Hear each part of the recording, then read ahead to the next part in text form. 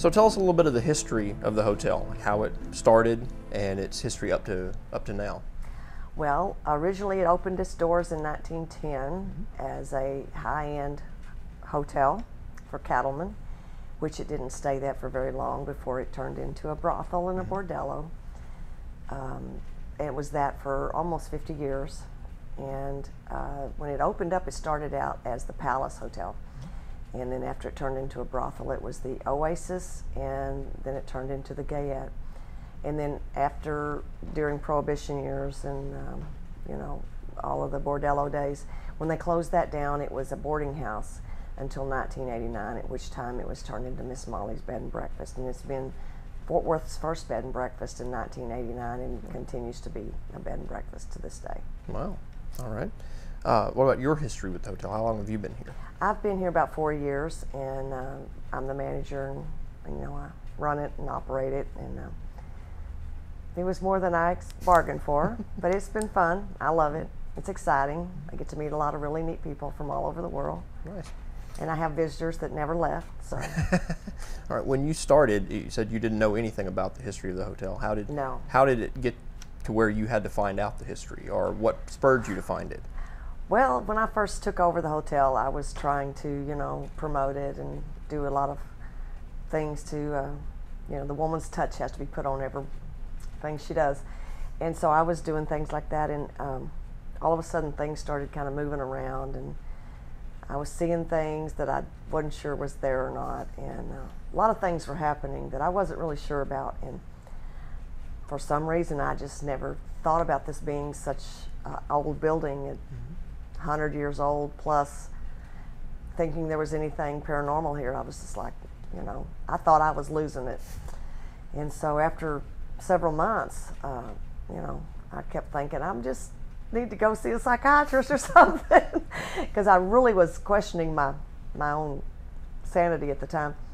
There was so much stuff happening, and then finally there was a catalyst, there was a turning point that I realized that I wasn't here alone, and that was good, because I realized it wasn't me. There was other things here. Right. So, what was that incident? that was when I saw full body apparition the second or third time. It's like, okay, we're not doing this. This isn't what I signed on for. So I got really nervous and got really apprehensive. When I saw it the second time was really the peak, because the first time I thought, okay, maybe I just thought I saw something, you know. The second time, you know, and so I had this rush of emotion of fear, extreme fear and anger, because the second time I saw it, I hollered at it and it just kept walking, and love me, hate me, but don't ignore me. So, okay, now we've got this holy, you know, rush of emotions going on, the anger and the fear. Right. And so I said, okay, this is not cool. We're going to fix this. We're going to find out what's here, and we're going to, you know, meet it head on. You know, always meet the giant. Right. Face the giant. So I had some people come in. After that, I called for help, and I had several people come in, and they confirmed that there was something here besides me, which I was glad to hear. Not glad to hear, but glad to know it wasn't me dreaming it or anything. I had ghost investigative teams. I had psychics, mediums, preachers, people that had near-death experiences. All these other people come in, and they would come in and they would ask me what I was experiencing, and I'd say, no, you tell me what you find, and then I'll tell you if you're right or not, because I didn't want to suggest anything. After several of them, you know, that didn't know each other, they came in and they gave me the same stories, and I'm like, okay, that's what I've experienced, so this gives it a little more validity. And so then I started becoming very conscious of what was going on, and I made mental notes of, okay, I set this here, and I'd leave the room and I'd come back and it'd be over there, and I'd go, okay, I know, you know. And so just a progression of time that, you know, I started figuring out things. And then one of the teams that came in told me, after they told me what was here, they told me that, you know, I've walked in authority over it, that, you know, that it was like raising children, that, you know, I could tell them what to do and they would have to obey. And I thought, I've raised lots of kids, so this ought to be a piece of cake. So after I realized that, you know, I could talk to them and tell them to go away or not do that or whatever, then I got a lot more comfortable, and it was a transforming experience, because I had to learn how to live with them and they had to learn how to live with me, because in those first days I think they kind of was trying to scare me off. Right. Almost worked. But it was an interesting experience, and won't forget it anytime soon. Give us a little bit of history of some activity examples of things that have gone on. Well, there's a lot of prankster, you know, things that go on. Very first night I spent here, I had my door open, and the lady that I was going to be replacing, she was still here for about a week before I took over. So I was staying in a guest room, and both our doors were open, and I heard my name being called 3 times. And I got up and I walked around the corner and I said, "Did you call me?" She said, "No." And I said, "Okay." And she was kind of, you know, crabby, so I just thought, okay, we won't say anything else. But I asked her, I said, "Have you ever experienced anything here?" Because from the very beginning, I felt like there was something, but I couldn't put my finger on it. And she said, "No, the only thing they ever do to me, the only thing that anything's ever happened to me is my TV channel changes." Yeah, and it would change her television channel. Well, after she left, that happened to me too, so I was like, okay, there's validity to that. But I always had a feeling that there was something else, and I just never could put my finger on it. And I knew there was things out there, but I never really, you know, paid a lot of attention to it or capitalized on it or sought after it. You know, it just kind of was there, and I knew it was there, but I didn't really pay attention to it. But if you stay here long enough, you'll believe. If you don't believe when you come, you will believe when you leave. But I've had a lot of different things happen. When I first was here by myself, that was really strange. Like I said, a lot of things happened. Things were moving.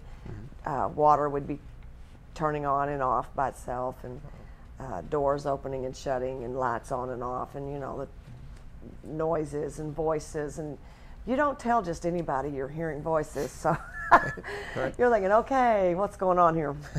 Which I did that for several months before I finally saw the full body apparition. But once I saw that, it was like, okay, I am not that crazy. And so I had to get some answers, and that's when I started seeking help to find out what was going on here and what I could do about it. Not much you can do about it, because they're here. So what did you find out about the alleged entities that are here? Well, for example? A lot of them were people, like one of them that's, I call him Jake. That's what I've been told his name is by the experts. He used to live here, and he just comes and goes, and, you know, I don't know why he doesn't leave and stay gone, or why he doesn't come and stay here. He just comes and goes. But he frequently visits, and you can hear him. You can hear his spurs jingle and walking around the floors, and that's the one I saw several times. And he doesn't communicate. He just comes and goes, which is nice. You know, that's good. I don't really want him to communicate now, but that was the one that I was so rattled, because he looked so real when I saw him. It was like, this isn't happening. Is that the only, what other ones have you seen, or do you think other than him? Well, I've seen him. I've seen female apparitions with the Victorian, you know, look, decor. They have been in different areas. I've heard them speaking. I've heard the like the men and women together. They were partying, joking and laughing, and I would go from room to room looking. It'd be 4 or 5 o'clock in the morning. That would wake me up. It would be loud enough to wake me up, and I would get up and look, and couldn't find where it was coming from. And everything down here is closed after 2 o'clock. So, you know, I was really having some issues with that at one point in time. But I finally, after my little incident with one-on-one with Jake, I learned that they're just here, and they come and they go, and they kind of do their own thing. And so after I learned how to live with them, and they learned how to live with me, everything was fine, because now I just kind of ignore it, and they do their thing and I do mine. It took some practice and some you know, patience to get used to it. What other experiences have your guests mentioned in their visits, and how do they react to the goings on? I've had just about everything happen, I think. I don't want to say that because something new will happen, but every time I think everything that could happen has happened, something new happens. But I've had guests come out, you know, and totally be paranoid and, you know, terrified. They say something's touched them, especially women with long hair. They like to stroke their hair, touch their hair. Something sitting on the bed or something shaking the bed. I've had my bed shaken before in my room. Oh, that was not good. Oh, that was a bad night. But that was one of those nights you think, I don't know if I can do this job or not. But yeah, that was kind of freaky. But you know, something shakes the bed or sits down on the bed and you can see the bed sink. Yeah, I've had a lot of reports of that. But the nice part about it was that when guests, after I've experienced all this, the guests that come in and tell me these things, it's so nice to hear.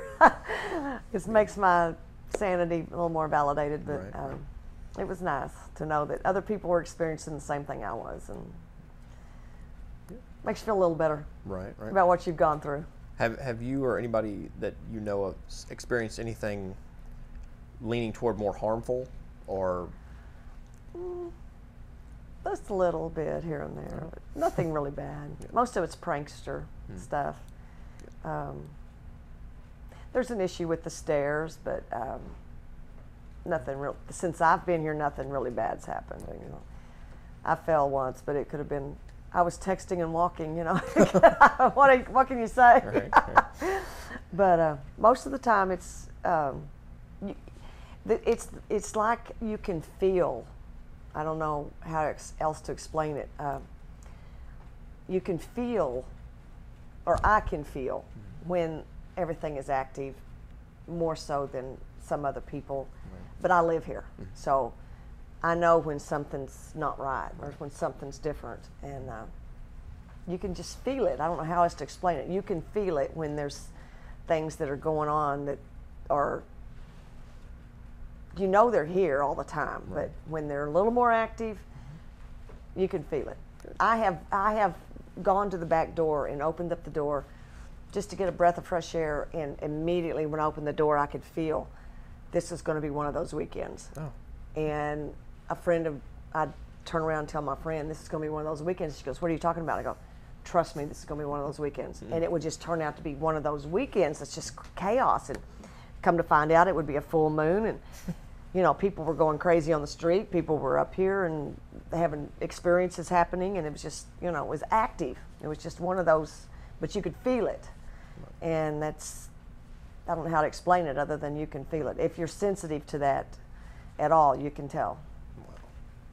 All right, a little more about the hotel, I guess. Each room has its own name and I guess its own history. Can you tell us a little how those got to be? Well, room number 1 is Miss Josie's room. During the Bordello days, that was the madam's quarters. And currently it's the only room that has the private bath because it's got the clawfoot bathtub, the pull chain toilet, and the pedestal sink. And it's, of course, got the queen-size bed, and it's got all the Victorian decor. And that was the madam's quarters. It's a very active room. I get a lot of frequent reports from that room, the guests that stay in that room.